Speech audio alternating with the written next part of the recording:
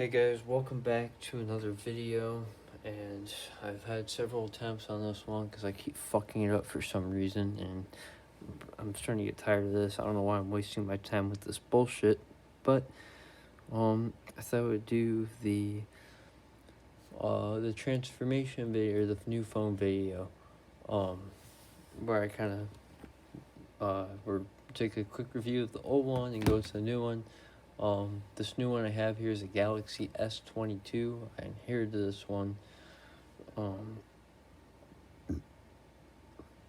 unfortunately. But sometimes it just is what it is, and I can't let this thing sit. So, put it to good use, I guess. I transferred the service already over. This is my current phone right now. This phone is retired. But I didn't factory reset it yet, so pretty much everything is the way I'd have it. So, yeah, we'll do a few things with this thing. I think in the last video when I retired the Blueview 2, I think I showed you a few things. Like I went into the web browser. I'm not sure what the fuck's gonna load, honestly. I searched for Walmart. Okay. So I went over web browsing. It's okay. Quite okay.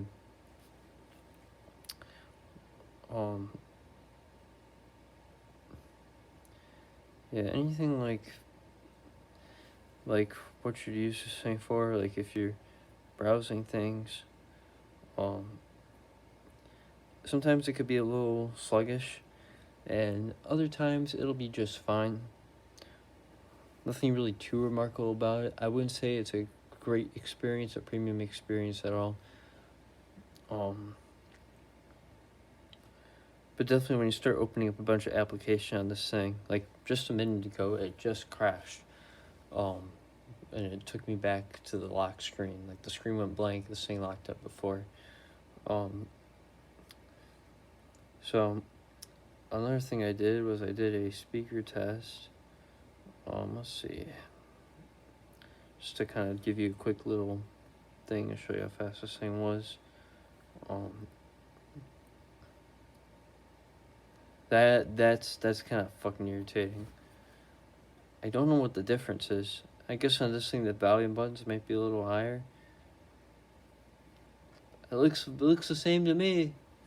I don't know. Maybe I'm just losing it, huh?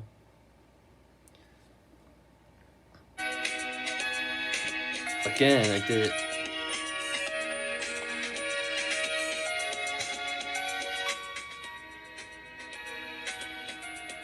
So like this thing only has one speaker on it, and it's pretty tinny. It's kind of crappy.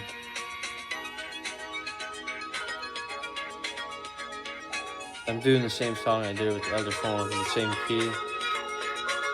When you put this thing on max, it has like an EQ thing where like if you can hear it. Okay, fuck that shit. Like when you turn it up to the max, it messes with the EQ to try to not distort the speaker. But on the other settings, it sounds okay, I guess. This thing's starting to get a little rattly though, after the years I've been using it for, which is about 2 years and a few months. But this phone had a life before that. I bought this thing refurbished. So however old this thing is, 2022. This thing actually is 2022 too, so. But this thing was once upon a time a brand new phone in 2022, and I got the second half of its life. So, yeah, see, like that right there is kind of where this thing kind of sucks sometimes. Like it just freezes up like that. And I've definitely had my my piss fits with this phone before. So basically I used to work at Walmart. And like they have like their little app, like for like their associates, like they can do things on their own device, and like they have like a bring your own device thing, so they have like an app that you can do everything in. And I didn't really use it like too much because I worked in their digital, so like But like when I would be picking, you know, like sometimes like especially when I first started, like I'd be asked like, "Where's this?" So I had to go into the app and search it, and like right there, where I pull the phone out of my pocket, it would freeze, like right there, and it's like, you know, really, really made me want to fucking throw this fucker on the ground, smash it. Really irritating. That's where this phone let me down, is the freeze ups and the speeds. Sometimes this thing also has a weird issue um, where the audio like lags behind for some reason. So like it'll skip, skip, skip. It didn't do that behavior in this video, but it has a tendency to do that. It's like the audio doesn't sync up correctly, so it skips, and it's very unsettling when you're trying to listen to music and you want that feeling, you know, and you can't get it. Like, music should not, an audio file should not be a hard thing to load. Even loading an audio file on this thing will struggle sometimes. It's kind of pathetic. But other than that, you know what? Everything works. In fact, there's some things I like about this phone better than the new one. So, such as some of these gestures, which are very nice. The chop to the flashlight and shit. Chop the flashlight, very useful. I don't know why I can't do it now. And the double twist, the twist to open the camera. So like, this is where like that fingerprint is really fast, but the phone isn't. I wish they would keep putting physical fingerprint sensors on phones. They don't anymore. I think that's retarded. Because now if we look at this phone over here, this is a Samsung Galaxy S22. And I put an OtterBox Defender case on it. This thing has some generic silicone case on it, which just did this thing quite well. But you can tell after 2 years of use, this thing is, the paint's starting to come off. But it still feels comfortable to hold in the hands. And this thing actually has a pretty decent 6.7-inch display, so it's pretty big. This thing only has a 6.1-inch display, and it feels like a huge difference to me. And it's possibly all about the screen-to-body ratio. This thing has very thin bezels if you took the case off, which I'm not going to because this thing's a pain in the ass to take the case off. I could do it on this thing. I don't know what good it would do. But yeah, you can see it's a chunkus of a phone, huge. My piano fingers stretch all the way, so it's pretty big, plastic back, and it feels still not bad. You can see the stupid camera arrangement there with the 2 megapixel cameras beside the 50 megapixel. But honestly, I think the newer models look worse. So I feel that way with a lot of budget phones. They have something good and they ruin it. This thing has got actual, like, the cameras in this thing are fucking amazing. I recorded some video with this thing. I was truly amazed. This thing will actually shoot 8K video. This thing will only shoot 1080p at 30. This thing will shoot 8K. I can tell you one thing I don't care about this thing is the in-display fingerprint sensor, because normally I want to get it from this end right here. I guess it worked that time. Sometimes it don't work. But now it's gonna behave. Alright, there we go. You see that? It's not as accurate. Like this thing, I could just do a quick tap, and bingo, I'm in. And very rarely does this ever fail. This thing, the fuck did I do? This thing will occasionally fail with that. But this thing's also got face unlock too, which seems to work pretty good most of the time. Yeah, everything about this phone is much snappier, as you can imagine.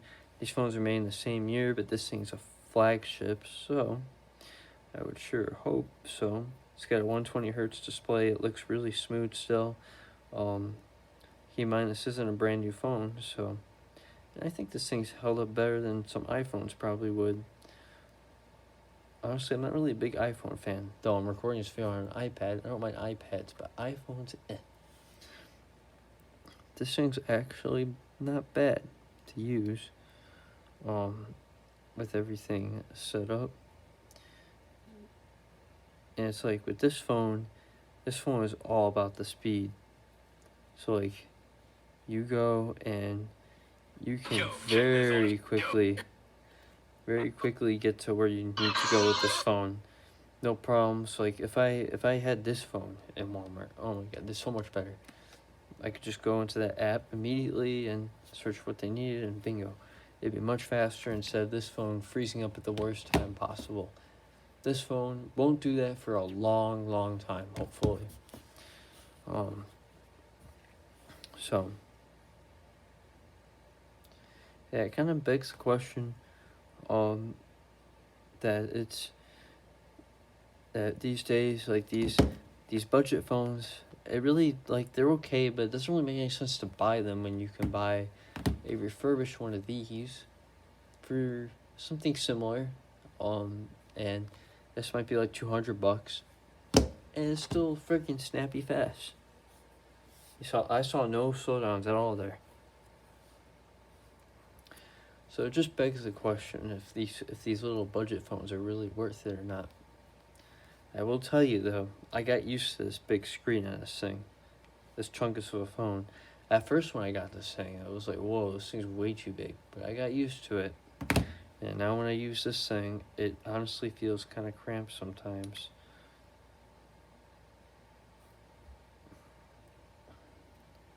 Like, this thing I'm less accurate on typing at it, but maybe I just need to get used to it. I've only had this thing for about a couple days. I've really used this thing for. So, yeah, I think that's about it. The next videos you'll see will be probably filmed on this thing. This video just happens to be filmed on my iPad, so the quality's not going to be super great. But, yeah. So, this thing is retired. I'll probably keep it, and if I ever need a backup phone, I could always, since it's a track phone, it's a prepaid plan, I could just throw a SIM card in here, and bingo, I got service. But for now, this will be my daily driver. So, maybe I'll do an update on it. I think it'll be just fine for quite a long time, but I guess we'll see. But for now, there'll probably be more tech videos coming, such as the gaming PC. I haven't done any videos on that. I'm planning to do some upgrades on it. And a laptop actually has been through quite a bit of work, so I'll make a video on that too when I get a chance. Yeah, that'll be it. Hope you enjoy.